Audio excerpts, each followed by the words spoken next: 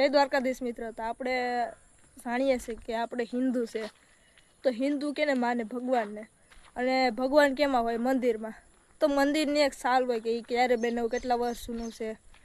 તો અમારા ઘરમાં જે મંદિર છે ને એ ટોટલ 5000 વર્ષ જૂનું છે. આશ્ચર્ય થશે પણ 5000 વર્ષ જૂનું છે તે. અને સારું કહેવાય, યોગેશ્વર બાપાનું છે તે મંદિર. અને તે મંદિરના દર્શન પણ હું તમને કરાવવાનો છે એ પણ આ જ વિડીયોમાં. એટલે વિડીયોને લાઇક, શેર અને સબસ્ક્રાઈબ કરજો. વિડીયો ખૂબ સરસ હોવાનો છે. એટલે મંદિર પણ બહુ જૂનું છે. તમને વિશ્વાસ ના આવતો હોય મારા ભાઈને જ પૂછ લો. હા, આ જૂનોમાં મંદિર છે. અમારે નહીં તો અમે ત્યાં ઘર બનાવ્યું ત્યારનું મંદિર ત્યાં ને ત્યાં જ પડી ગયેલ છે. હા, એટલે અમારા પેઢીઓથી ત્યાં હાલતું આવે છે મંદિર.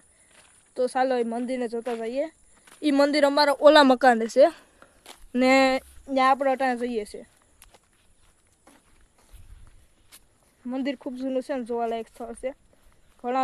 મંદિર નાનું છે પણ મોટું નાનું છે પણ આમ સરસ પણ છે. ઘણા મિત્રો અહીંયા દર્શન કરવા પણ આવે છે. તો આપણે આજે દર્શન કરાવશું બધા મિત્રોને. આપણે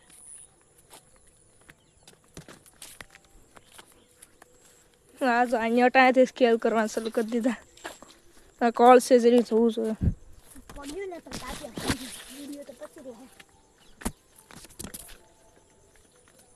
હું દર્શન કરવાનું છું તમને 5000 વર્ષનું મંદિરનું.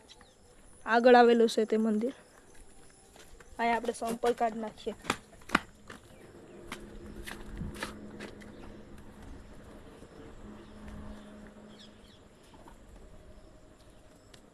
હા છે મિત્રો તે મંદિર.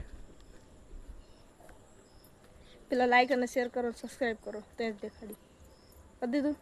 હવે જો આ છે 5000 વર્ષનું મંદિર.